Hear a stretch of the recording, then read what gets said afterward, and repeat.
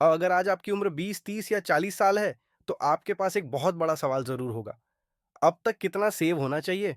और अगर जवाब नहीं पता, तो घबराइए मत, क्योंकि आज हम रियलिस्टिक फाइनेंशियल गोल्स की बात करेंगे, उम्र के हिसाब से, बिना किसी बकवास के।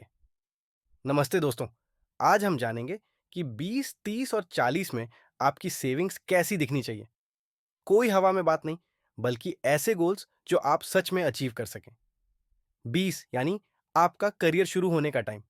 यहां आपका फोकस होना चाहिए फाइनेंशियल बेसिक्स क्लियर करने पर, जैसे इमरजेंसी फंड बनाना, कम से कम 3 से 6 महीने की इनकम, हर महीने सैलरी का 20 से 30% सेव करना, क्रेडिट स्कोर सुधारना, और सबसे जरूरी, इन्वेस्टिंग की आदत डालना।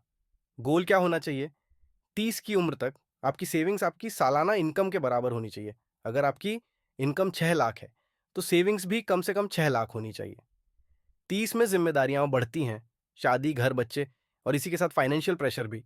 इसलिए यहां फोकस होना चाहिए रिटायरमेंट प्लानिंग शुरू करना, पीपीएफ, एनपीएस या mutual funds, health insurance and term insurance लेना, अपने खर्चों को कंट्रोल करना, लाइफस्टाइल इन्फ्लेशन से बचना। 40 की उम्र तक आपकी सेविंग्स आपकी सालाना इनकम की 2 से 3 गुना होनी चाहिए।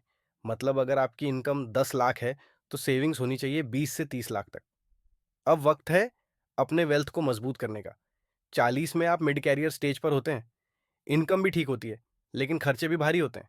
अब फोकस करें एसेट बिल्डिंग पर, प्रॉपर्टी, एसआईपीस, गोल्ड, बच्चों की एजुकेशन फंड, रिटायरमेंट कॉर्पस की स्ट्रॉन्ग प्लानिंग, और हाँ, अपना डेट यानी कर्ज खत्म करना। गोल क्या होना चाहिए? 50 की उम्र तक आपकी सेविंग्स आपकी सालाना इनकम की 5 से 6 गुना होनी चाहिए।